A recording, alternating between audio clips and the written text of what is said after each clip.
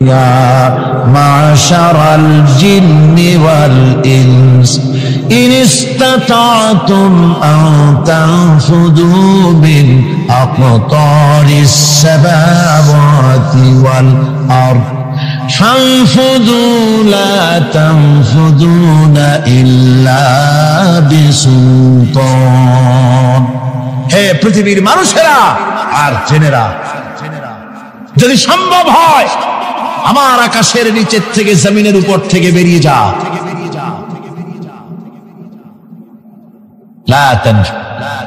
বেরিয়ে যেতে পারবে না।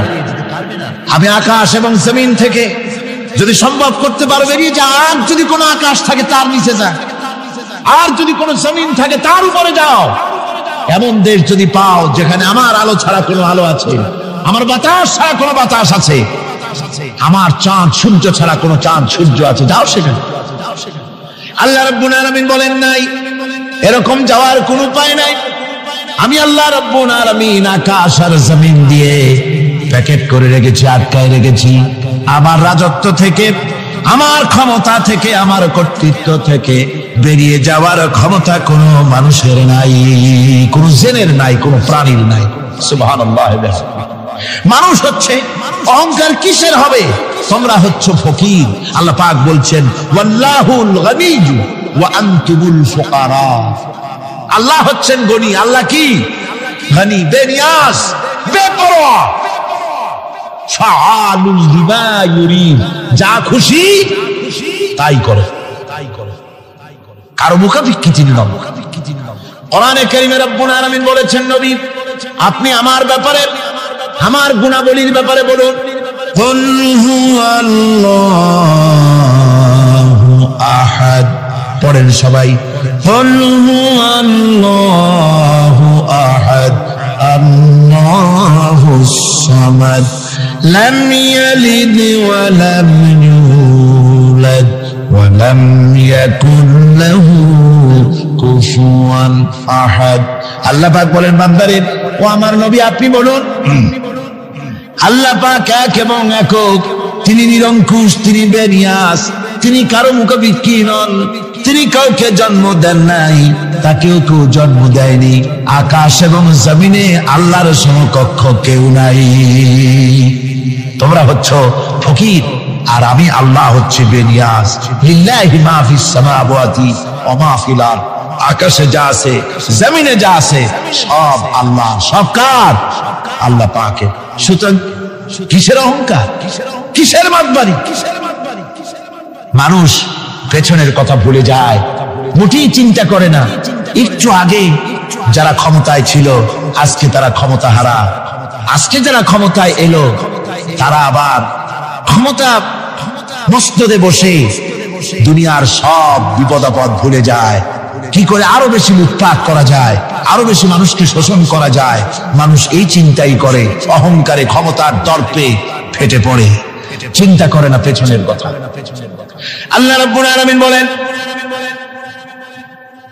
যারা নাকি মুমিন বান্দাদের বিনয় এবং বিনম্রতা তাদের মধ্যে সৃষ্টি হয়ে যাবে, তার কারণ হলো আল্লাহ পাক বলেছেন ওয়ালা তামশি ফিল আরদি মারহান ইন্নাকা লান তাখরিকাল আরদা ওয়া লান তাবলুগাল জিবালা তুলা। ওয়ালা তামশি ফিল আরদি মারহান, আমার জমিনের উপরে অহংকার করে পা ফেলো না। তুমি কি পারবে অহংকার করে আমার জমিনটাকে ফাটাই দিতে? কি বলেন, পারা যাবে? অহংকার করে জমিনের উপরে লাথি মারেন জোরে, জমিন ফাটবে? ফাটবে না, আপনার পা ছিঁড়ে যাবে। আপনি কি পারবেন অহংকার করে পাহাড়ের উচ্চতা লাফ দিয়ে ছাড়াই যেতে পারবেন? তাও পারবেন। সুতরাং আল্লাহ পাকের উপরে ঈমান আনলে পরে তাদের মাথা এভাবে নত হয়ে যায়, অহংকার তাদের মধ্যে জায়গা পায় না। অহংকার কিসের? কিসের অহংকার তোমার? মানুষ তার জন্মের কথা, কোরআনে কারীম বলে মানুষ কি তার জন্মের কথা স্মরণ করে না? তোমার তো এমন অবস্থা ছিল, দুনিয়ায় উল্লেখযোগ্য বিষয়বস্তু হিসাবে তুমি পরিগণিত ছিলে না। তুমি হচ্ছ, তোমার জন্মের উৎস কথা হচ্ছে এক ফোঁটা নাপাক পানি, এমন নাপাক পানি যা শরীর থেকে নির্গত হলে পরে গোসল করা ওয়াজিব হয়ে যায়। এমন এক ফোঁটা নাপাক পানি যার জন্মের উৎস, তার আবার অহংকার কিসের? পৃথিবীতে অহংকার যারাই করলো আল্লাহ পাক তাদেরকে ভালো করে দেখায় দিলেন। নমরুদকে দেখায়ছেন, ফেরাউনকে দেখায়ছেন, যুগের ছোট ছোট নমরুদ ফেরাউন যেখানে যেখানে খুদে খুদে ফেরাউন হয়েছে আল্লাহ সকলকেই দেখিয়ে দিয়েছেন, দেন নাই? দেখিয়ে দিয়েছেন। সুতরাং মাথা নিচু করে চলতে হবে, বিদ্যার বড়াই করা চলবে না। কত লেখাপড়া করেছো তুমি? এমএ পাস করেছো, তাতে কি হয়েছে? সবে মাত্র বর্ণবোধ পড়েছো, জ্ঞানের রাজ্যে পা ঢুকিয়েছো, এখনো কিছু শেখনি। টাইটেল পাস করেছো, তো কি হয়েছে? কদ্দুর শিখেছো? নিউটনের মতো মানুষ মৃত্যুর সময় বললেন, জ্ঞান সমুদ্রের বেলাভূমিতে দাঁড়িয়ে সামান্য বালু কণা নিয়ে নাড়াচাড়া করলাম, অথই সমুদ্রের কিছুই দেখতে পারলাম না। শেখ সাদি রহমতুল্লাহ আলাইহি ইন্তেকালের সময় বলেছেন, মালুম শোধ কি হিচ মালুম না শোধ। সারা জীবন সাধনা করে বুঝিলাম ইহা, যে কিছুই বুঝিলাম না। এগুলি হচ্ছে জ্ঞানীদের কথা। আর কোন রকম ইউনিভার্সিটির বারান্দা দিয়ে 3-4 দিন হাঁটছে, কয় যে সব বুঝি। কি বুঝছো? There is no God. স্রষ্টা বলতে কেউ নেই। পাগল কি আর গাছে ধরে মিয়া? সুতরাং বিদ্যার বড়াই চলবে না, স্বাস্থ্যের বড়াই চলবে না, অর্থের বড়াই চলবে না। অর্থের বড়াই করবে, কত অর্থ তোমার হয়েছে? আল্লাহ যদি ইচ্ছে করেন ব্রেনের মধ্যে, মগজের মধ্যে এমন টিউমার করে দিবেন, মগজের মধ্যে এমন ক্যান্সার করে দেবেন, হার্টের ভিতরে এমন ক্যান্সার লাগায় দিবেন, 14 গোষ্ঠী বিক্রি করলে ঔষধের পয়সা হবে না। পারবে কিনা আল্লাহ কর, জোরে বলবেন পারবেন কিনা? এমন বহুত অসুখ আছে ডাক্তাররা বোঝেই না ঔষধ দেবে কি। হযরত ইউনূস আলাইহিস সালাম মাছে তারে গিলে ফেলে দিল, হতাশায় তিনি হার্ট ফেল করেন নাই। মাছের পেটের মধ্যে যদি কেউ চলে যায়, বেরিয়ে যাওয়ার জন্য কোন ব্যাকডোর আছে নাকি? কোন পালাবার কোন রাস্তা আছে? মাছের পেটের জানালা দরজা আছে কিছু? কিছুই নেই। তিনি হতাশ হলেন না, মাছের পেটের ভেতরে বসে হযরত ইউনূস আলাইহিস সালাম বুক ভরা আশা নিয়ে আল্লাহর দরবারে তিনি ঘোষণা করলেন, লা ইলাহা ইল্লা আনতা সুবহানাকা ইন্নী কুনতু মিনাজ জালিমিন। পড়েন না সবাই, লা ইলাহা ইল্লা আনতা সুবহানাকা ইন্নী কুনতু মিনাজ জালিমিন। হযরত ইউনূস আলাইহিস সালাম বললেন, আল্লাহ তুমি ছাড়া কোনো ইলাহ নাই, তোমার পবিত্রতা ঘোষণা করছি, আমি জালিমদের অন্তর্ভুক্ত হয়ে গেছি। তিনি যখন চিল্লাচ্ছিলেন, মাছির পেটের ভিতরে বসে যখন কাতরুক্তি করতেছিলেন, আল্লাহ বুঝি তখন শোনেন নাই সে কথা? কি বলেন? আল্লাহ বুঝি তখন তন্দ্রায় বা নিদ্রায় ছিলেন না? আল্লাহ পাক কি ঘুমান? তন্দ্রায় যান? লা তাখুযুহু সিনাতুন ওয়ালা নাওম। আল্লাহ রাব্বুল আলামিন বলেন, কোন তন্দ্রা বা নিদ্রা আল্লাহ রাব্বুল আলামিনকে স্পর্শ করে না। হযরত ইউনূস আলাইহিস সালাম যখন মাছের পেটের ভিতরে বসে চিৎকার মারলেন, আল্লাহ পাক বলেন, ইউনূস রে, তোমার ওই ডাক কেউ শোনে নাই, দুনিয়ার কোন রাজা বাদশাহ শোনে নাই, দুনিয়ার কোন বন্ধু বান্ধব তোমারও শোনে নাই, কিন্তু আমি তোমার আরশের মালিক আমি রব্বুল আলামিন শুনেছি। শুধু শুনি নাই, সঙ্গে সঙ্গে জবাব দিয়ে দিয়েছি। ফাস্তাজাবনা লাহু ওয়া নাজ্জাইনাহু মিনাল গাম্মি। পড়েন, ফাস্তাজাবনা লাহু ওয়া নাজ্জাইনাহু মিনাল গাম্মি ওয়া কাযালিকা নুজিল মুমিনিন। আল্লাহ পাক বলেন, আমি জবাব দিলাম। মাছের পেটের ভিতরে বেদনা শুরু হয়ে গেল, মাছ আর তলদেশে শুয়ে থাকতে পারলো না, সাঁতরাতে পারলো না, মাছ ভেসে উঠলো উপরে। পেটের যন্ত্রণায় মাছ কিনারায় চলে এসে বমি করে দিতে পারলে যেন বাঁচি, এই অবস্থা মাছের হলো। কিনারায় চলে এলো, বমি করে ইউনূস আলাইহিস সালামকে ফেলে দিল, মাছও বাঁচলো, ইউনূস আলাইহিস সালামও বাঁচলো। আল্লাহ রাব্বুল আলামিন বলেন, মুমিনেরা শোনো, শুধু ইউনূসকে নয়, ওয়া কাযালিকা নুজিল মুমিনিন, এইভাবে করে মুমিন বান্দারা যদি আমাকে ডাকি, আমার কাছে যদি হাত ফালায়, আমি আল্লাহ রাব্বুল আলামিন মুমিনদের এভাবে বিপদ মুক্ত করে দেই। আল্লাহ পাক বিপদ মুক্ত করে দেন। ওয়া মান ইয়াত্তাকিল্লাহা ইয়াজআল লাহু মাখরাজা, আল্লাহকে যে ভয় করে আল্লাহ তার জন্য রাস্তা খুলে দেন। জোরে কোন সুবহানাল্লাহ। দেখেন ইউসুফ আলাইহিস সালাম, জুলাইখা তাকে আটকায় ফেলেছে ঘরের মধ্যে, তালা দেওয়া, খিল দেওয়া, সিটকানি মারা, পালাবার পথ নাই, চতুর্দিকে উলঙ্গ নগ্ন চিত্র। আর এই সুন্দরী যুবতী নারী জুলাইখা তার প্রেম নিবেদন করেছে হযরত ইউসুফের কাছে। যৌবনে ভরা টকবগে যৌবনের যুবক হযরত ইউসুফ আলাইহিস সালাম, সৌন্দর্যের পিরামিড, বাঁচার কোনো পথ নাই জুলাইখার কুপ্রবৃত্তি চরিতার্থ করে দেওয়া ছাড়া। কিন্তু হযরতে ইউসুফ আলাইহিস সালাম আল্লাহ রাব্বুল আলামিনকে ডাকলেন, হতাশায় ভেঙে পড়লেন না, আল্লাহকে ভয় করলেন, আল্লাহকে ডাকলেন। আল্লাহকে ডেকে, আল্লাহকে ভয় করে তালাবদ্ধ দরজার দিকে যখন দৌড় মারলেন, রব্বুল আলামিন আপন কুদরতে দরজার তালাগুলি খুলে দিলেন। ভাইরা আমার, এভাবে করে মুমিনেরা কখনো হতাশ হয় না। ফাইন্না মাআল উসরি ইউসরা, ইন্না মাআল উসরি ইউসরা। মনে রাখতে হবে, দুঃখ কষ্টের সাথে থাকে সুযোগ সুবিধা, আর প্রত্যেক অসচ্ছলতার সাথে থাকে উদার সচ্ছলতা। এর কোনো বিপরীত কখনই হয় না। আল্লাহ রাব্বুল আলামিন এইভাবে করে মুমিনদেরকে বলেছেন যেন তারা হতাশায় ভেঙে না পড়ে। আল্লাহ পাক বলে, বান্দা যখন আমাকে ডাকে, আমি বান্দার একদম নিকটে, তার ঘাড়ের চাইতেও নিকটে। ওয়া নাহানু আকরাবু ইলাইহি মিন হাবলিল ওয়ারিদ, আমি আমার বান্দার সারা যে রগের উপরে তার মাথা, এর থেকেও আমি আমার বান্দার বেশি নিকটে। সুবহানাল্লাহ পড়ে। আমি তোমার কাছে, আমার কাছে মাপ চাও, যত বড় গুনাহ হোক। ওয়া ক্বালা রাব্বুকুম উদউনি আস্তাজিব লাকুম, তোমার প্রভু তোমাকে ডেকে বলেছে আমাকে ডাকো, আমি মাফ করে দেব। সুবহানাল্লাহ। কত বড় কথা, আমাকে ডাকো, নিরাশ হয়েও না, হতাশ হয়েও না। আল্লাহর গজব বেশি না রহমত বেশি? আল্লাহর রহমত বেশি। হাদিসে কুদসির ভিতরে এসেছে, আল্লাহ পাক বলেছেন, কোন বান্দা যদি আমার দিকে এক বিগত অগ্রসর হয়, আমার রহমত তার দিকে এক হাত এগিয়ে যায়। কোন বান্দা যদি আমার দিকে হেঁটে আসে, আমার রহমত তার দিকে দৌড়ে যায়।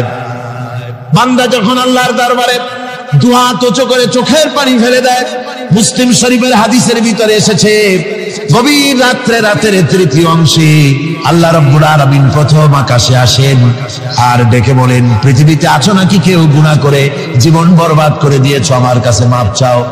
ঋণগ্রস্ত আছো, অসুস্থ আছো, অপমানিত আছো, কে আছো মাজলুম, আমাকে ডাকো, আমার কাছে বলো, আমি ডাকের সাড়া দেব, জীবনের আশা পূরণ করে দেব।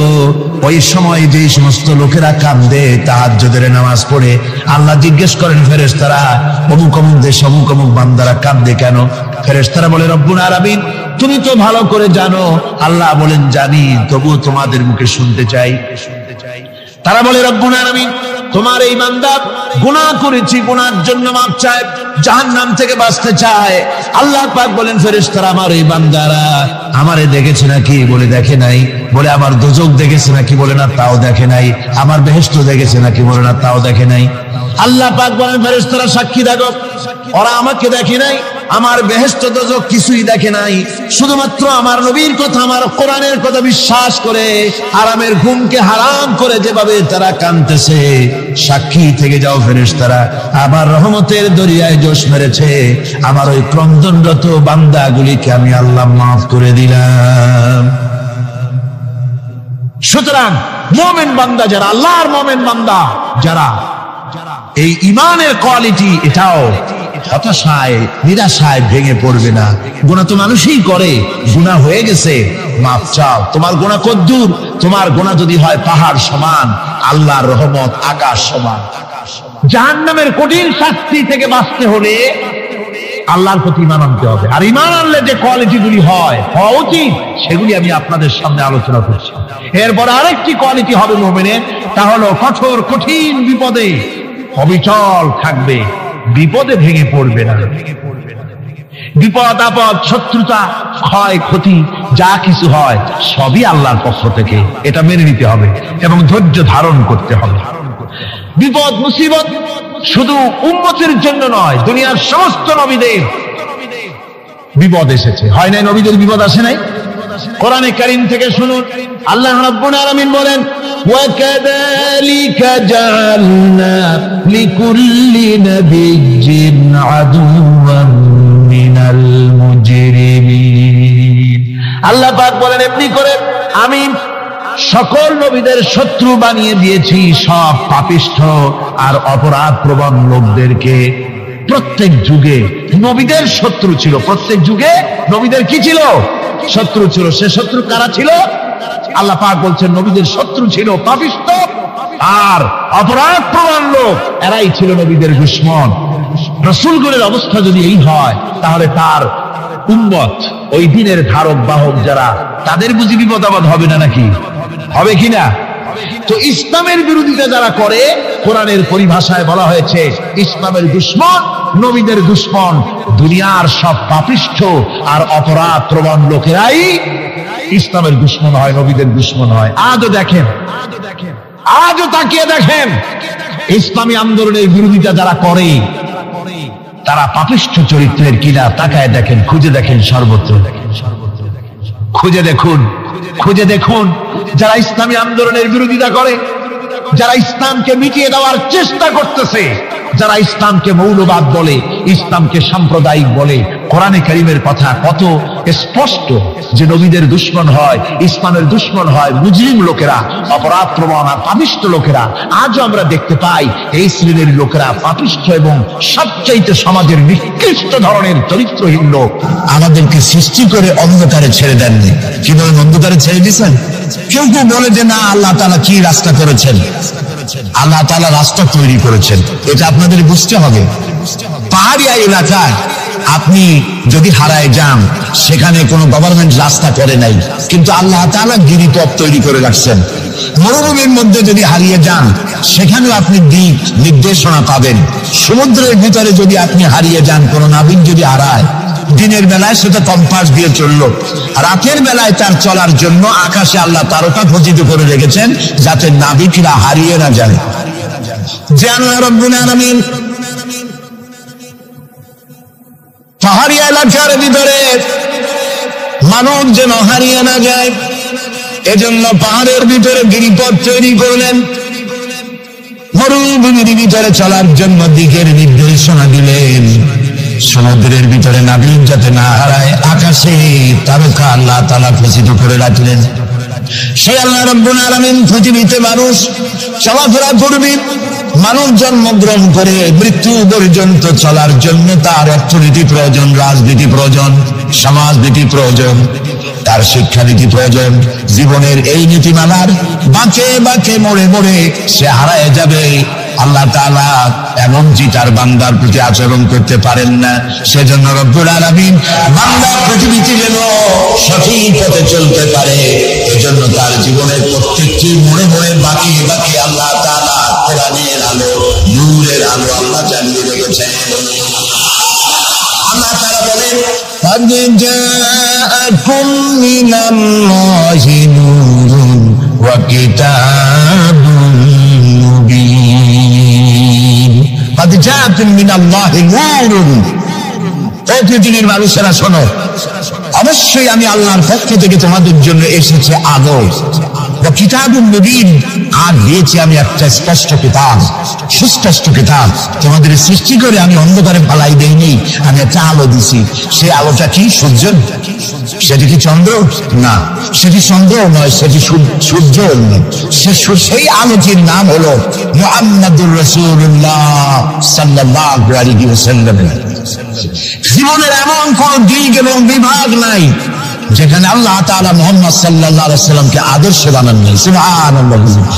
আমি তার কথাই আজকে আপনাদেরকে বলবো ইনশাআল্লাহ। বলি ইনশাআল্লাহ। প্রিয় ভাই সব, এই পৃথিবীতে আল্লাহ রাব্বুল আলামিন সব থেকে দুর্বল করে সৃষ্টি করেছেন মানব গোষ্ঠীকে। মানুষেরা সব থেকে দুর্বল। আপনি বলবেন, বলতে পারি যে কেমনি আমরা দুর্বল হইলাম, এত মারামারি করি তারপরেও দুর্বল? হ্যাঁ, তারপরেও দুর্বল। যেমন গরু, সে তার আত্মরক্ষার জন্য মাথায় দুইটা শিং পাইছে, আমরা কেউ শিং পাইনি, আমরা দুটি করতে পারিনি, ঠিক না? কথা বল না। কুকুরে কামড়াইতে পারে না, কুকুরের কাজ কুকুরে করেছে, কামড় দিয়েছে তার। তাই বলে কি কুকুরে কামড়ানো মানুষের শোভা পায়? মানুষ কি কুত্তার গায়ে কামড় দিতে পারবে? ওই রকমের শক্তিশালী দাঁত মানুষের আল্লাহ দেন নাই। সাপের আল্লাহ তাআলা বিষধর দন্ত দিয়েছেন, বাঘের খাবার মধ্যে নখর দিয়েছেন, মূলার মতো মোটা মোটা দাঁত দিয়েছেন। এমনকি আত্মরক্ষার জন্য ভিমরুল বড় রুল ফুটাবার মতো শক্তি আল্লাহ দিয়েছেন। এবার বলেন তো, আপনার কাছে আত্মরক্ষার কি আছে?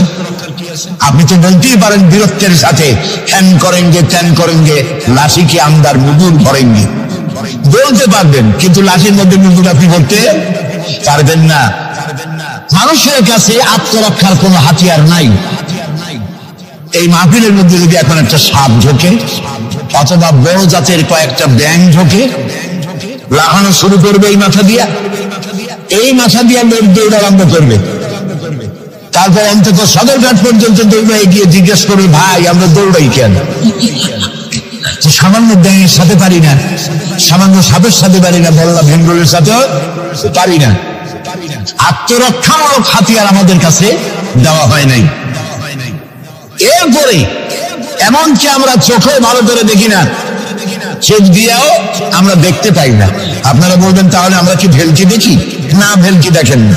আমাদেরকে দেখতে হলে আমরা আলোর সাহায্য দেখি, আলো না হলে আমরা দেখতেও পারি না।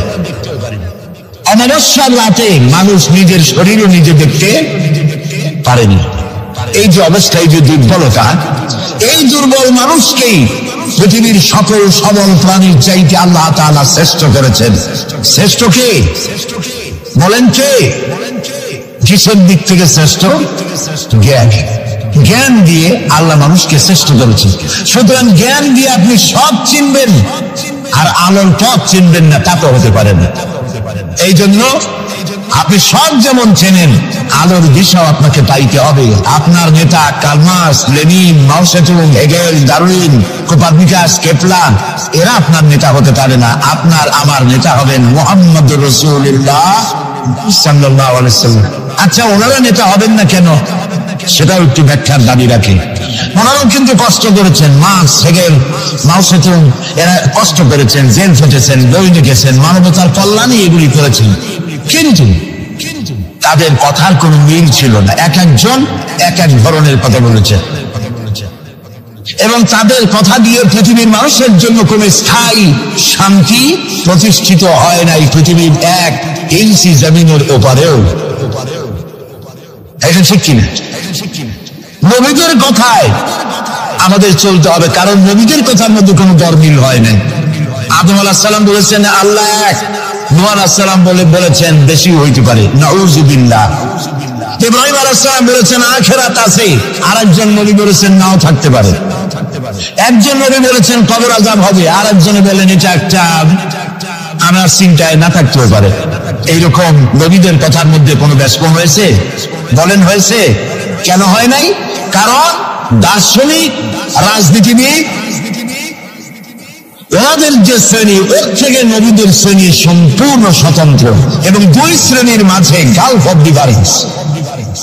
দার্শনিক এবং রাজনীতিবিদরা তারা কথা বলেন নিজস্ব মন মস্তিষ্ক প্রসূত জ্ঞান দিয়ে, আর নবীরা কথা বলেন আল্লাহর জ্ঞান দিয়ে।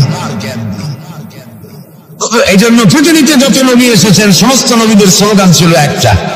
কয়টা ছিল? আদম আলাইহিস সালাম থেকে নিয়ে শুরু করে মুহাম্মাদুর রাসূল সাল্লাল্লাহু আলাইহি ওয়াসাল্লাম পর্যন্ত যত নবী আল্লাহ পৃথিবীতে পাঠিয়েছেন সমস্ত নবীদের স্লোগান একটাই ছিল, লা ইলাহা ইল্লাল্লাহু মুহাম্মাদুর রাসূলুল্লাহ। মুহাম্মদুর রাসূলুল্লাহ নবী করিম সাল্লাল্লাহু আলাইহি ওয়াসাল্লামের সময় এসেছে, আর বাকি সমস্ত নবীর সময় স্লোগান একটাই ছিল, লা ইলাহা ইল্লাল্লাহ। কোনো ব্যাস কম নাই, সব নবীরা এক কথা বলেছেন। কারণ নবীরা যে কথা বলেছেন সমস্ত কথা আসছে একটা অফিস থেকে। কয়টা অফিস? এবার বলেন তো অফিসটার নাম কি? কার অফিস? আল্লাহর অফিস। এবং একজন মেসেঞ্জার সমস্ত নবীদের কাছে আল্লাহর মেসেজ বহন করে নিয়ে এসেছেন, সেই আল্লাহ কর্তৃক নিয়োগ প্রাপ্ত অথেন্টিক জেনুইন যিনি রাসূল ছিলেন, বার্তাবাহক ছিলেন, স্পেশাল মেসেঞ্জার ছিলেন, তার নাম কি? সুবহানাল্লাহ।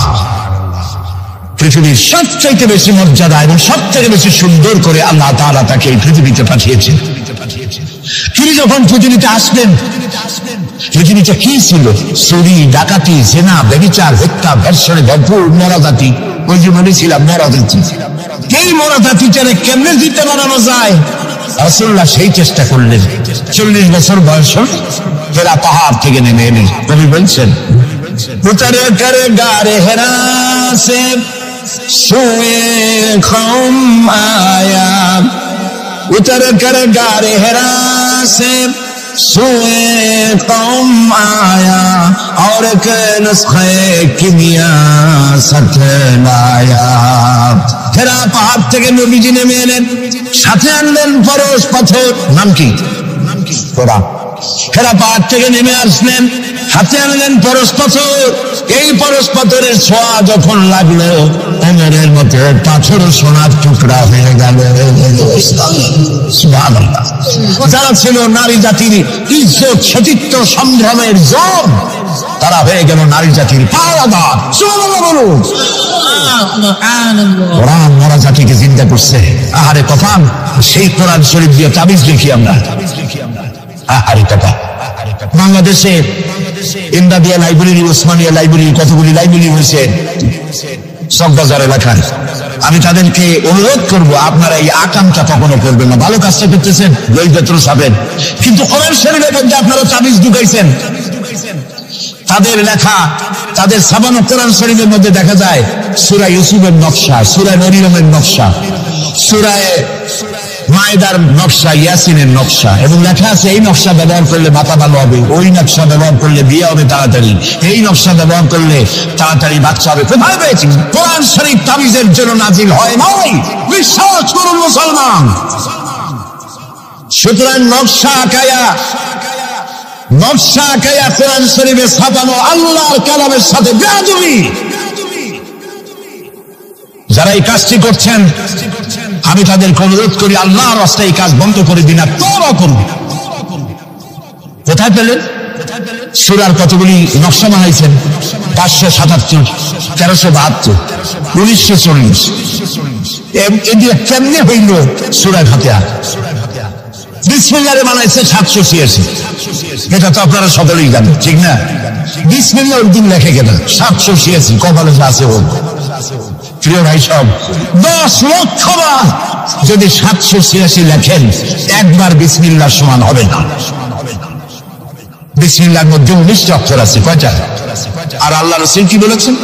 আল্লাহর নবী বলেছেন, কোরআনে কারীমের প্রত্যেকটি অক্ষরে যখন পড়বে বান্দা 10টা করে নেকি হবে। বিসমিল্লাহির রহমানির রহিম পড়েন আমার সাথে, বিসমিল্লাহির রহমানির রহিম। রাসূলুল্লাহর ওয়াদা অনুযায়ী আমার সাথে যখনই পড়লেন বিসমিল্লাহির রহমানির রহিম, একটা অক্ষরে 10, 19টায় 190টি নেকি আমাদের আমলনামায় লেখা হয়ে গেছে। কাজে এই নকশা দিয়ে যারা তাবিজের ব্যবসা করে কিয়ামতে অবশ্যই আসামি হতে হবে। যারা কোরআনকে তাবিজের কাজে ব্যবহার করেছেন আল্লাহর কাছে দায়ী হতেই হবে, কারণ মানুষকে আপনারা বোঝাতে চেষ্টা করেছেন কোরআন তাবিজের কিতাব। অথচ কোরআন এসেছিল একটি সমাজ, একটি রাষ্ট্র বিপ্লব করার জন্য। রাসূলুল্লাহ হচ্ছেন পৃথিবীতে সুন্দর, সুখী, সমৃদ্ধশালী আধুনিক রাষ্ট্রের শ্রেষ্ঠ রূপকার। এবং এই কোরআন দিয়ে তিনি এমন এক রাষ্ট্র বিনির্মাণ করেছিলেন যেখানে চুরি ছিল না, ডাকাতি ছিল না, জেনা ছিল না, ব্যভিচার ছিল না, হত্যা ছিল না, ধর্ষণ ছিল না, সন্ত্রাস মুক্ত সমৃদ্ধি একটি সুখী সমাজ তৈরি করেছিলেন নবী করিম সাল্লাল্লাহু আলাইহি ওয়াসাল্লাম। প্রিয় ভাই সব, বড় আফসোস লাগে সেই কোরআনে শুধু চুমাই খাই, গুটি লাগাই, আর এই কোরআন শরীফ নিয়ে আমরা কাজে লাগাইতে পারলাম না। এটা ঠিক কিনা? কোরআনকে কাজে লাগাইতে পারছি? পারি নাই। কোরআন শরীফ খালি ঝুলে ঝুলে পড়ি। দেখেন, রমজান মাসে আমাদের দেশের লোকেরা দেখতে পারে, ভাই তোমার বাড়ি কি হয়েছে জানি না, আমার পুতের বউ 7 খতম, আমার মেয়ে ক্লাস 9-এ পড়ে, ও 3 খতম, ওর মায় 13 খতম, আর আমি নিজে এমনি খতম। আপনি প্রতিযোগিতা করে কোরআন শরীফ খতম করবেন, এই জন্য নাযিল হয়েছে কোরআন শরীফ। আপনি কি বিশ্বাস করে?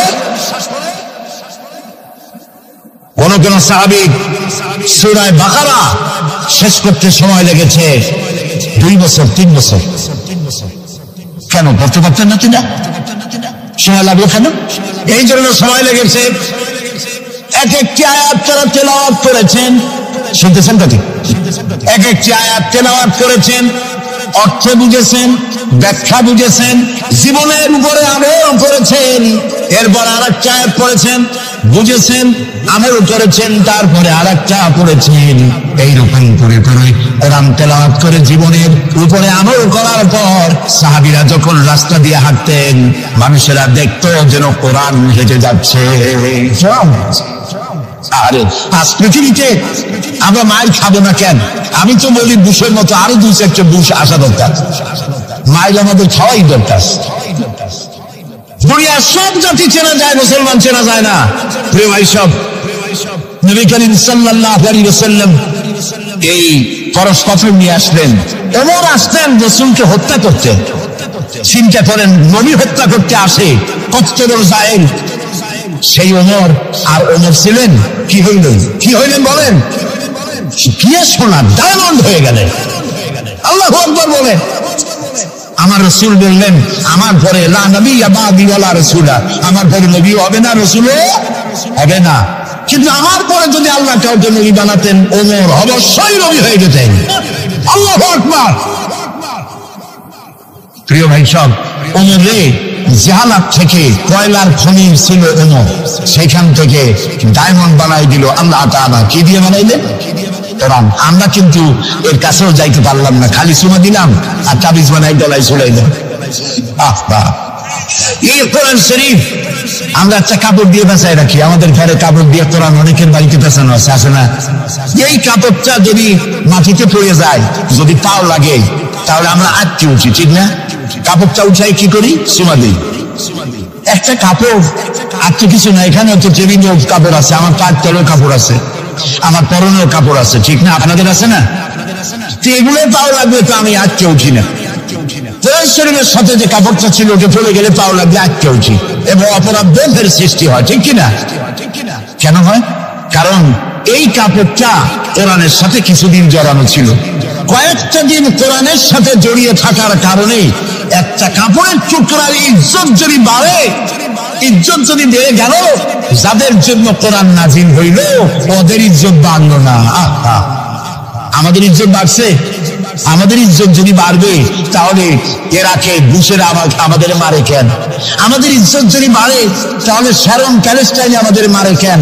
আমাদের ইজ্জত যদি বাড়ে, তাহলে কাশ্মীরে ভারতের কাফের সরকার আমাদের মারে কেন? আলজেরিয়ায়, বসনিয়ায়, চেচনিয়ায়, এরিত্রিয়ায়, সারা পৃথিবীতে আমরা মার খাচ্ছি। তাহলে কি এই কথা বুঝবো যে কোরআন থাকবে যে জাতির কাছে, কোরআনের কারণেই তারা মার খাবে? আল্লাহ কি বলে শুনি। আল্লাহ রাব্বুল আলামিন বলেন, তাহা মা আনজালনা আলাইকাল কুরআনা লিতাশকা।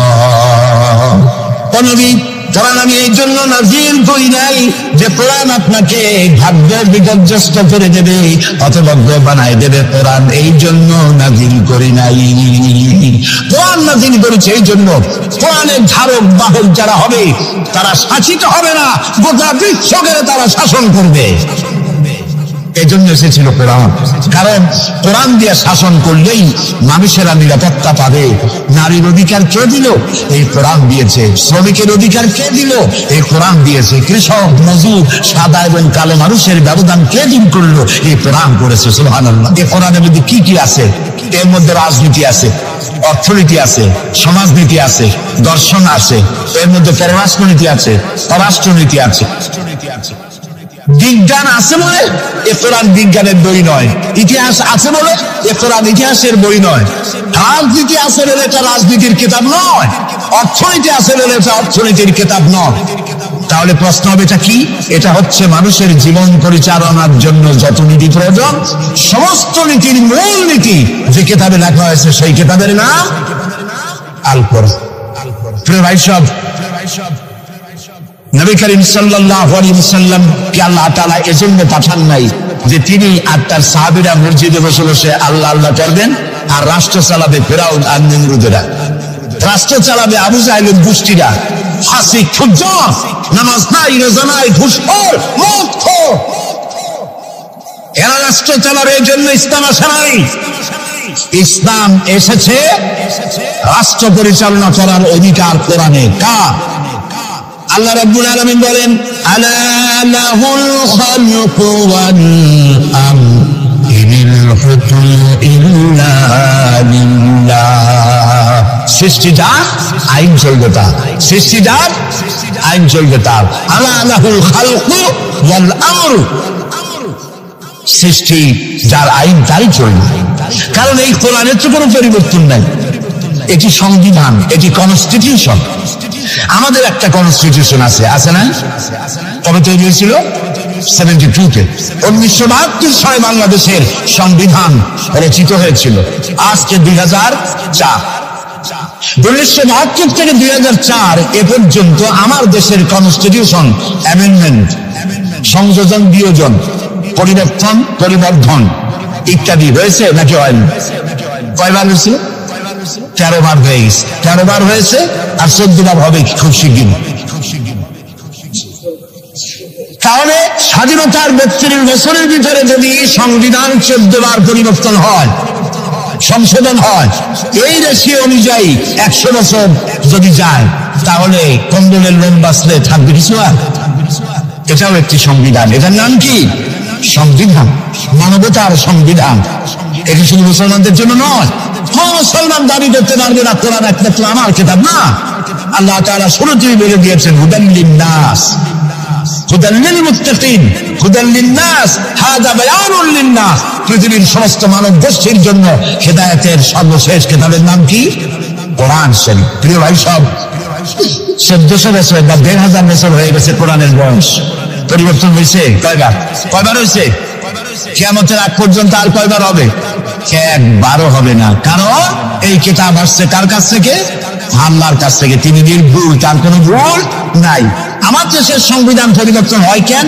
এই জন্য হয় যারা সংবিধান রচনা করেছিলেন ওনাদের কাছে ভবিষ্যতের জ্ঞান ছিল না।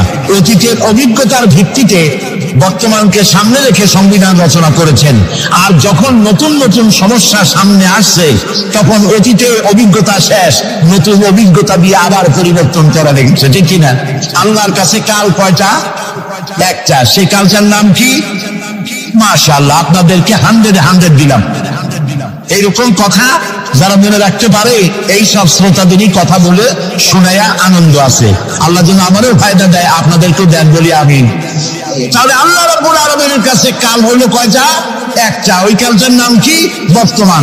বর্তমানের উপরে ভিত্তি করে আল্লাহ তাআলা কোরআন তৈরি করেছেন, তাই এর কোনো অ্যামেন্ডমেন্টের প্রয়োজন হয় নাই, কিয়ামত পর্যন্ত হবে না।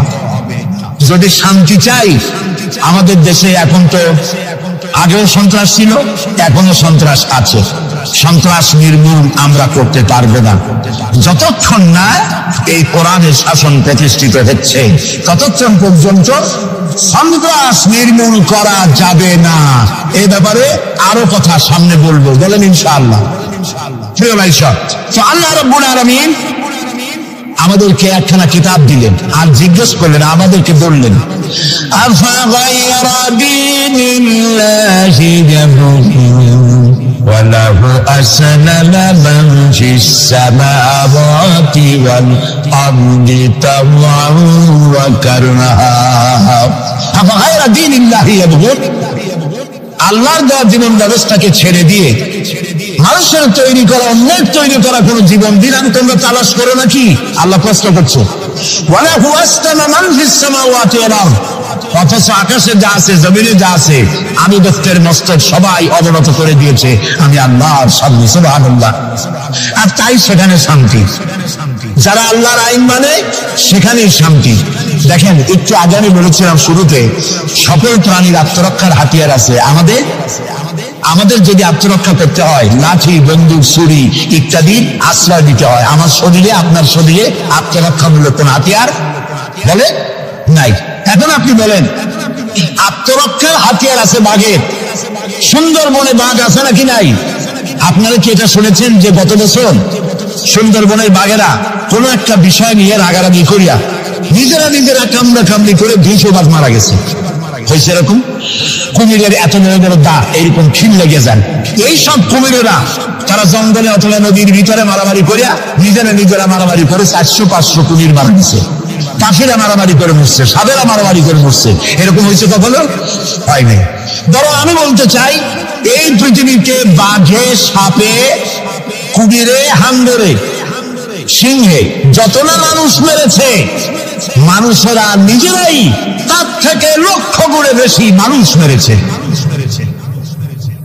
ওদের মধ্যে শান্তি আছে, আমাদের মধ্যে শান্তি নেই। ওরা আল্লাহর আইন মানে, মানুষ আল্লাহর আইন অমান্য করে, আর সেই জন্যই মানুষকে অশান্তি পোহাতে হয়। এই অশান্তি থেকে বাঁচতে হলে পথ কি? আল্লাহ রাব্বুল আলামিন বলেন, ইত্তাবিউ মা উনজিলা ইলাইকুম মির রাব্বিকুম ওয়া লা তাত্তাবিউ মিন দুনিহি আউলিয়া। ইত্তাবিউ মা উনজিলা ইলাইকুম মির রাব্বিকুম, আনুগত্য করো, অনুসরণ করো, অনুকরণ করো ওই জিনিসের যা তোমার রবের পক্ষ থেকে নাজিল হয়েছে। কি নাজিল হয়েছে বলেন? এইটার অনুসরণ করো। ওয়ালা তাত্তাবিউ মিন দুনিহি আউলিয়া। আর তোমাদের নেতারা যা কিছু তোমাদের জন্য বানিয়েছে তার অনুসরণ করো না। মানব রচিত আইনে শান্তি নাই। আল্লাহ তাআলা বলছেন, আমার বান্দারা, ইত্তাবিউ মা উনজিলা ইলাইকুম মির রাব্বিকুম, আল্লাহর পক্ষ থেকে যে কিতাব আসছে এইটার অনুসরণ করো, এটার মধ্যে সব আছে। নবী করিম সাল্লাল্লাহু আলাইহি ওয়াসাল্লাম এটাকে দিয়েছিলেন যেভাবে, সেইভাবে করতে হবে। আমরা কি নবীকে সেই মর্যাদা দেই? না, দেইনি। মুহাম্মদ সাল্লাল্লাহু আলাইহি ওয়াসাল্লামকে মনে করেছি অন্যান্যরা যেমন নেতা, মুহাম্মদ সাল্লাল্লাহু আলাইহি ওয়াসাল্লাম এইরকম একজন ধর্মীয় নেতা। কোরআন শরীফকে মনে করেছি বেদ, বাইবেল যেমন ধর্মগ্রন্থ, কোরআন এরকম একটা ধর্মগ্রন্থ। আমি আপনাদেরকে বলতে চাই, ইসলাম একটি মুকাম্মাল নিজামে হায়াতের নাম। জীবনের সব কথা আল্লাহ তাআলা এখানে বলে দিয়েছেন। এই জন্য গতানুগতিক ভাবে ধর্মীয় পুস্তক নয়। আর মুহাম্মদ সাল্লাল্লাহু আলাইহি ওয়াসাল্লাম গতানুগতিক ভাবে কোন ধর্মীয় নেতা নন। তিনি হচ্ছেন আদর্শ, পৃথিবীর সব মানুষের জন্য আদর্শ নেতা, এক সফল রাষ্ট্রনায়ক আল্লাহ রাসূল সাল্লাল্লাহু আলাইহি ওয়াসাল্লাম। নবী করিম সাল্লাল্লাহু আলাইহি ওয়াসাল্লাম রাষ্ট্র প্রতিষ্ঠা করেছেন, ইসলামের রাষ্ট্র। তার বুনিয়াদ কি? ওয়াতাসিমু বিহাবিলিল্লাহি জামিআন ওয়া লা তাফাররাকু। ঐক্যবদ্ধভাবে আমার রজ্জুকে, আল্লাহ রশিকে মজবুত করে ধারণ করে। কে বলতেছেন? আল্লাহ। নবী করিম সাল্লাল্লাহু আলাইহি ওয়াসাল্লাম যে রাষ্ট্র পরিচালনা করেছিলেন, সেখানে কোনো জাতি, বর্ণ ও আঞ্চলিকতাকে গুরুত্ব দেওয়া হয় নাই। সেখানে গুরুত্ব দেওয়া হয়েছে হাবলুল্লাহ। হাবলুল্লাহ মানে কি বলে? আল্লাহ রশি। বলেন আপনারা, হাবলুল্লাহ মানে কি? আল্লাহ রশি। আল্লাহ রশি কি? এটাকে রশি বলা হলো কেন? বলবো, সেটাকে রশি বলা হলো কেন? আমরা ছিলাম বেহেশতে। কোথায় ছিলাম? চলে গেছি কোথায়? ধরুন এটা একটা কুয়া, দুনিয়াতে কি কুয়া, বেহেশতে থেকে পড়ে গেছি কুয়ার মধ্যে। এখন কুয়ায় পতিত মানুষ উঠাবার জন্য সব থেকে ভালো কি? বাঁশ। কুয়ায় পতিত মানুষ উঠাবার জন্য কোন জিনিস সব থেকে ভালো? রশি। আল্লাহ তাআলা কোরআন নামক একটা রশি ফেলাই দিলেন, পড়ে গেছে দুনিয়ায়। আমি চাই তোরা আবার তোদের হারানো বাড়িতে ফিরে আয়। এখন এটা রশি আল্লাহ ফেলাই দিলেন। কুয়ার মানুষ উঠাবার জন্য রশি সব থেকে ভালো, তবে রশির দুইটা শর্ত লাগবে। শর্ত কয়টা? দুইটা। এক নম্বরের শর্ত হলো রশি যেন পচা পাটের দড়ি না হয়, তাহলে পরে নিচে যারা ছিল ধরবে, উপরে যে টান দিয়ে উঠাইতে যাবে ছিঁড়ে গিয়া প্রতিটা মানুষের দাঁতটা ছিল ভাঙিয়ে শেষ হয়ে যাবে। তাহলে দড়ি কি হইতে হবে? মজবুত। দুই নম্বর, যিনি ধরে টান দিবেন তার হাত হতে হবে মজবুত, তা না হলে পরে যত মানুষ ছিল ধরবে ওই হাত থেকে যদি দড়ি ফসকে যায়, যাও জান ছিল তাও শেষ। উপরে ধরে আছেন কে? রশির অভাব প্রান্ত। আল্লাহর রশি কি পচা পাটের দড়ি? এর থেকে মজবুত দড়ি আর আছে? এ দড়ির অপার প্রান্ত ধরেছেন কে? গোটা পৃথিবীর সব মানুষ একত্রিত হয়ে এই রশি ধরো। আল্লাহ তাআলা বলেছেন অপার প্রান্ত ধরে হারানো বাড়ি জান্নাতে ফিরায় দেন। নবী করিম সাল্লাল্লাহু আলাইহি ওয়াসাল্লামের এটাই ছিল তার রাষ্ট্র প্রতিষ্ঠার মূলনীতি। কোরআন ধরো, কোরআন বোঝো। এই কোরআন দিয়ে তিনি একটি বিচার ব্যবস্থা চালু করলেন। কোরআন দিয়ে রাসূলুল্লাহ এখন প্রেসিডেন্ট, রাসূলুল্লাহ এখন কি? প্রেসিডেন্ট। দেখেন বিচার কেমন হচ্ছে।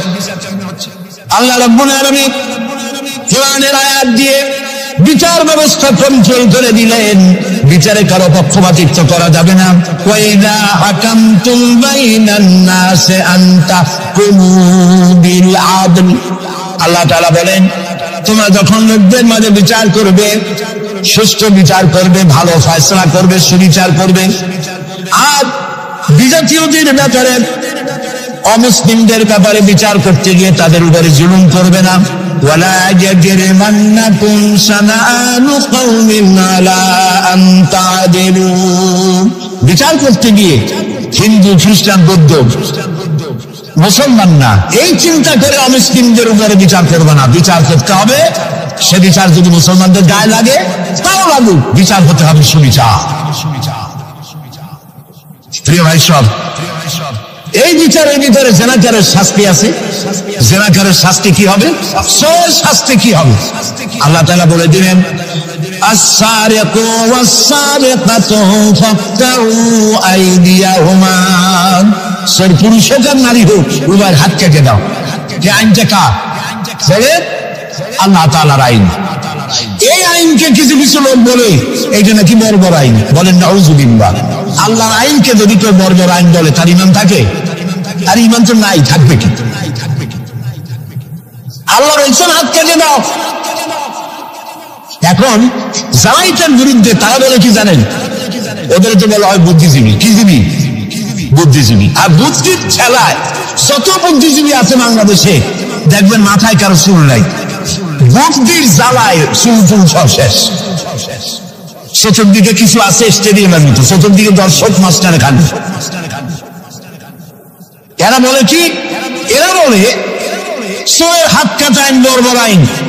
হাত কাটলে কত গরিব মানুষ চুরি করছে, হাতটা কাটলে ওর ছেলে মেয়ে না খাই মরবে, সবাই হবে ভিক্ষু। এটা টাইম হলো?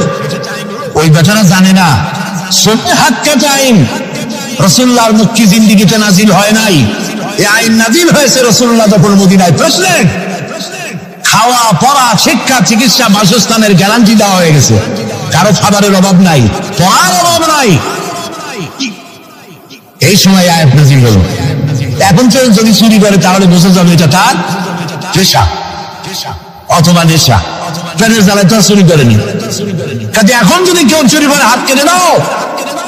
হযরত ওমর রাদিয়াল্লাহু তাআলা আনহু বলেছেন তার জামানায় একবার দুর্ভিক্ষ হয়েছিল মদিনায়। তিনি বলেছিলেন এখন যদি কোন চোর ধরা পড়ে এই অবস্থায় যে পেটের জ্বালায় চুরি করছে, এটা যদি প্রমাণিত হয় তাহলে হাত কাটা আইন চালু করবা না। তার মানে ইসলাম আগে দেয় কাছে, তারপরে দেয় পিছে। এই জন্য ইসলামী সরকার তার কাজই হলো জাতির উপরে, দেশবাসীর উপরে ইনসাফ করা, তাদের প্রয়োজন মিটিয়ে দেওয়া, এটা হচ্ছে তাদের দায়িত্ব। সেই দায়িত্ব করে ইসলাম। এবার দেখেন নরহত্যার শাস্তি, এই যে সমানে খুন হইতেছে বিভিন্ন জায়গায়, শাস্তি হয় না, সেই জন্য খুন বাড়তে থাকে। বিচারের কিছু মাইল পেস আছে, সেই মাইল পেসে চোরগুলো, ডাকাতগুলো, সন্ত্রাসীগুলো পাল্টাইয়া যায়। পুলিশেরা জীবন প্রাণান্ত করে এক একটা আসামি ধরে, প্রাণান্ত করে আসামি ধরে, তারপরে হাইকোর্ট থেকে জামিন পেয়ে যায়। যারে ধরলো জামিন পেয়ে গেল। এখন তো সে পুলিশের নাকের ডগায় আঙ্গুল দিয়ে দেখা যায়, পাল্লা নামার আর কেটে, ঠিক না? ইসলামের বিধান ভিন্ন। হত্যা করেছে, ইয়া আইয়ুহাল্লাযীনা আমানু কুতিবা আলাইকুমুল কিসাসু ফিল কাতলা, তোমাদের প্রতি নরহত্যার শাস্তি স্বরূপ কিসাস নির্দিষ্ট করা হয়েছে, অর্থাৎ হত্যার বদলে হত্যা। সে হত্যা করেছে প্রমাণিত হয়েছে, অলিয়া সতর্কতার মাঠে রেডিওর সমস্ত চ্যানেলগুলিকে দাওয়াত দাও, পত্রিকার সাংবাদিকদের দাওয়াত দাও, লোকেরা দেখুক, সকলের সামনে ওকে হত্যা করা হোক। জিনার শাস্তি আসানি ওয়াসানিয়াতু আসানিয়াতু ওয়াসানি ফাজলিদু কুল্লা ওয়াহিদিন মিনহুমা মিয়াতা জালদা। জিনাকার পুরুষ, জিনাকারিনী মহিলা 100 দৌড়া মারো, যদি অবিবাহিতা হয়, আর বিবাহিতা হয়ে প্রাণদণ্ড দাও। একজন ধর্ষক যে নারী ধর্ষণ করেছে, ধর্ষণ হচ্ছে না, বিচার নাই। ওই আমলে গত 5 বছরে জাহাঙ্গীরনগর বিশ্ববিদ্যালয় এক কুলাঙ্গার 100 বার জেনা করেছে, 100 বার। তারপরে ককটেল পার্টি করেছে। যখন পত্র পত্রিকায় সমালোচনা ঝড় উঠল, তখন সেই সময়ের নেতৃবৃন্দরা এর একটা বিচারও করছিল। সেই বিচার হলো ওই কুলাঙ্গার তাদেরই সোনার ছেলে, তারে ডাকিয়া মাথায় হাত বুলালো, এই দুষ্ট ছেলে, এরকম করতে নাই। এগুলো বিচার। ইসলামের বিচারটা কি? ইসলামের বিচার হয়েছে ধর্ষক প্রমাণিত হয়েছে, নিয়ে সময় দামে চতুর্দিকে লোকেরা পাথর নিয়ে দাঁড়াও, পাথর মেরে ওর গায়ের গোস্ত, হাড্ডি, চর্বি, চামড়া, রক্ত বাতাসের সাথে উড়ে দাও। এই দৃশ্য যারা দেখবে উপস্থিত থেকে, রেডিও এবং টেলিভিশনের মাধ্যমে যারা দেখবে, চিন্তা করেন এরপরে যদি ধর্ষণ এই নামটা যদি মাথায় আসে, 15 জগ পানি খাওয়া লাগবে ধর্ষণ, ঠিক কিনা বলে? এই বিচারটা কার? সিলামের। নবী করিম সাল্লাল্লাহু আলাইহি ওয়াসাল্লাম পৃথিবীর সফল শ্রেষ্ঠ রাষ্ট্রনায়ক, কোরআনের এই বিচার পদ্ধতি দিয়ে একটি সুন্দর সমাজ বিনির্মাণ করেছিলেন, যেখানে চুরি নাই, ডাকাতি নাই, জেনা নাই, হত্যা নাই, ধর্ষণ নাই, সব বন্ধ। প্রিয় ভাই সব, আল্লাহর কথা, রাসূলের কথা, ইতিহাসের কথা বলছি, আলহামদুলিল্লাহ বলে। নবী করিম সাল্লাল্লাহু আলাইহি ওয়াসাল্লাম ইন্তেকাল করলেন, এরপরে ক্ষমতা এলেন হযরত আবু বকর, প্রধান বিচারপতি হলেন হযরত ওমর। ইতিহাস লিখছে, ফামাকাতা আমান কামিলান আলাম ইয়াস্তাসিম ইলাইহি ইসনান। 1 বছর পার হয়ে গেল, হযরত ওমরের বিচারালয় একটা লোক বিচার চাইতে আসে নাই। আছে পৃথিবীতে কোন ইতিহাস এরকম যে 1 বছরে প্রতি মামলা হয় না? বলেন আপনারা, আছে? হযরত ওমর রাদিয়াল্লাহু তাআলা আনহু হযরত আবু বকরের কাছে গিয়ে বললেন, মা হাজাতা বি ইনদা কওমিল মুমিনিনা ইয়া খলিফাত রাসূলিল্লাহ। হে আল্লাহর রাসূলের খলিফা, এই দেশে একটা বিচারকের দরকার কি? তিনি জিজ্ঞেস করলেন, লিমাযা? কই যে আমি তো 1 বছর থাকলাম, খালি বসে বসে কাঠখড়ি গুনলাম, কেউ বিচার চাইতে আসলো না। হযরত আবু বকর জিজ্ঞেস করলেন, তোমার কাছে যে কেউ বিচার চাইতে আসলো না, তার কারণ কি? তিনি বললেন, দীনুহুম নাসিহা, এই জাতির দিন হচ্ছে নাসিহা করা, পরস্পরের কল্যাণ কামনা করেন। ওয়া মানহাজুহুল কুরআন, আর তাদের সংবিধান হচ্ছে কোরআন। ওয়া আমালুহুম আলা আমরি বিল মারুফ ওয়া নাহয়ু আনিল মুনকার, আর এই জাতির আমল হলো ভালো কাজের আদেশ করা, অন্যায় কাজ থেকে মানুষকে বিরত রাখা। কুল্লু ওয়াহিদিন মিনহুম ইয়ারিদু হাদ্দাহু ফায়াকিফু ইনদাহ, আর এর প্রত্যেকটি ব্যক্তি তার সীমারেখা চেনে, আল্লাহর হদ সীমারেখা চেনে এবং সেই সীমারেখার কাছেই সে দাঁড়িয়ে যায়। সুতরাং এই যখন এই জাতির অবস্থা, ফাফিমা হুম ইয়াখতাসিমুনা ইলাইয়া ইয়া হাবিবাত রাসূলিল্লাহ সাল্লাল্লাহু আলাইহি ওয়াসাল্লাম, এই যখন জাতির অবস্থা, সেই জাতি মামলা করতে আসবে কেন? সুবহানাল্লাহ। মামলা নাই, মোকদ্দমা নাই, এমন একটি সমাজ নবী করিম সাল্লাল্লাহু আলাইহি ওয়াসাল্লাম তৈরি করেছেন।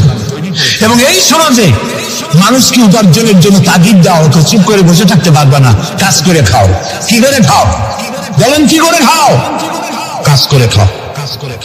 হাত যে এইভাবে করে নেয়, এই হাতের কোনো দাম নাই, এভাবে করে তিনি দেয়, সেই হাতের দাম বেশি। সুবহানাল্লাহ।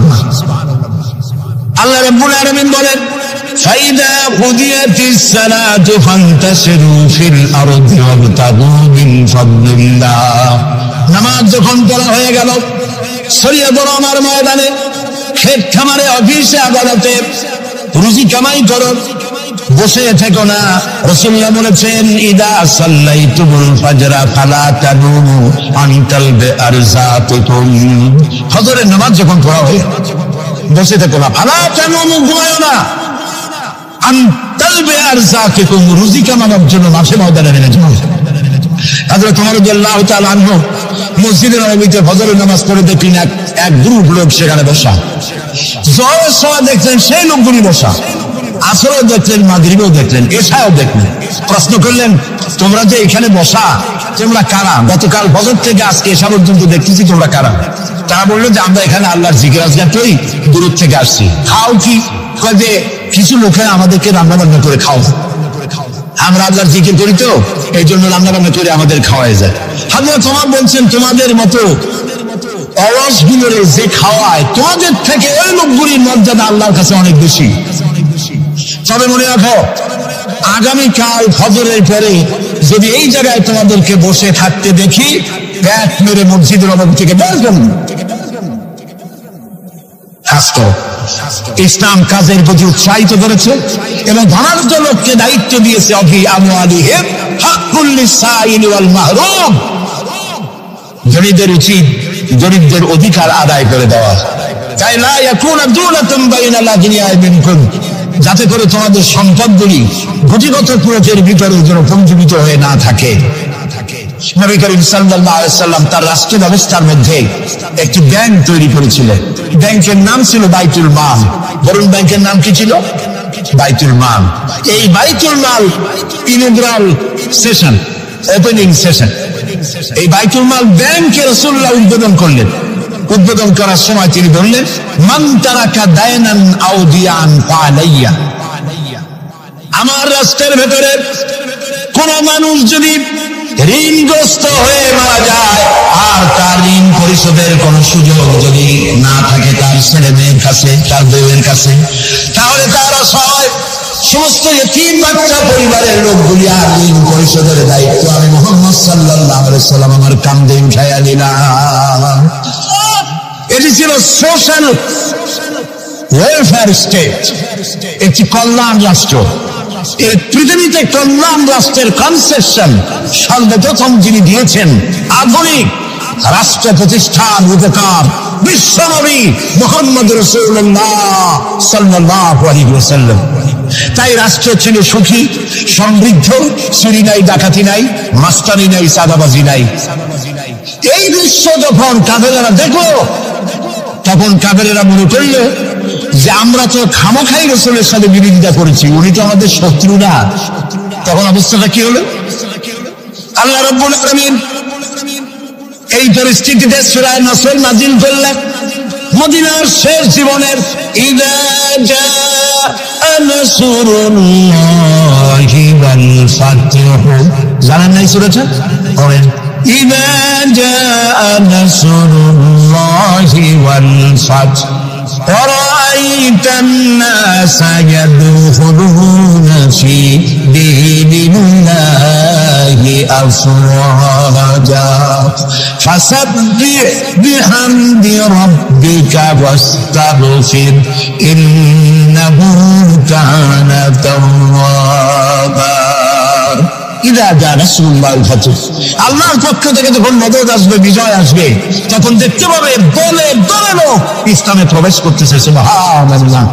মদিনার জীবনের শেষ দিকে আরব ভূখণ্ডে একটা কাফেরও ছিল না, সবাই বলেছে লা ইলাহা ইল্লাল্লাহু মুহাম্মাদুর রাসূলুল্লাহ। সুবহানাল্লাহ। প্রিয় ভাই সব, এই ছিল ইসলামী রাষ্ট্রের রূপরেখা। রাসূলুল্লাহ বলেছেন, আমি তো চলে যাব, চিরকাল থাকবেন। তারাকতু ফীকুম আমরাইন লান তাদিল্লু মা তামাসসাকতুম বিহিমা কিতাবুল্লাহ ওয়া সুন্নাতি রাসূল। আমি চলে যাব, দুটো জিনিস তোমাদের জন্য রেখে গেলাম। বলেন কয়টা জিনিস? একটা হলো আল্লাহর কিতাব, আর একটা কি? সুন্নাতে রাসূল। এই দুইটা জিনিস রেখে গেলাম।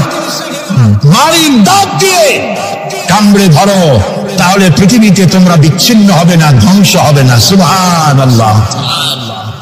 প্রিয় ভাই সব, নবী করিম সাল্লাল্লাহু আলাইহি ওয়াসাল্লাম দুটো জিনিস রেখে গেলেন। কয়টা রাখেন বলেন? দুইটা।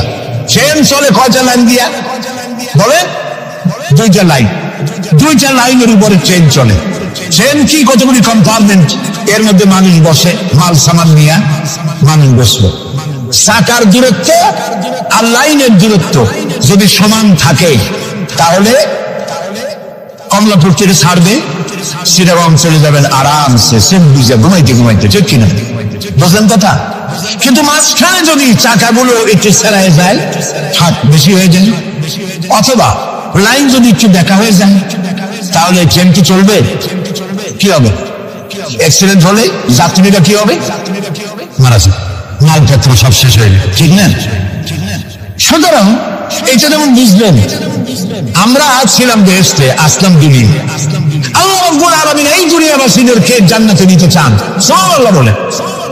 এই জন্য দুইটা লাইন করে দিয়েছেন। দুইটা লাইন রাসূলুল্লাহ পেতে দিয়ে গেলেন।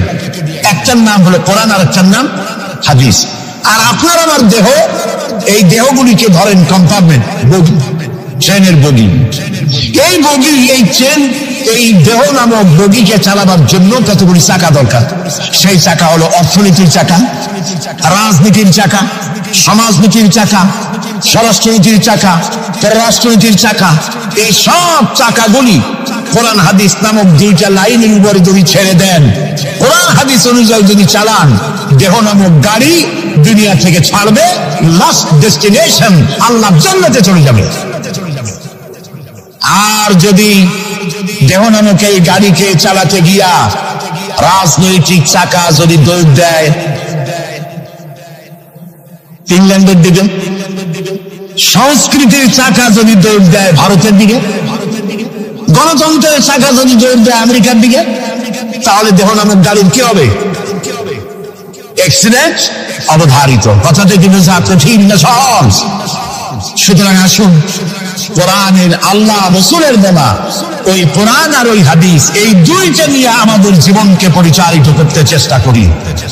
এবং এই চেষ্টা ফলবতী হতে পারে পার্লামেন্টে। হাজার বছর ওয়াজ করে যা করতে না পারবেন, পার্লামেন্টে যদি কোরআনের পক্ষের লোকেরা মেজরিটি হয়, তাহলে হাজার বছর ওয়াজের তুলনায় একটা বিল পাস করলে অতি তাড়াতাড়িটা হয়ে যায়।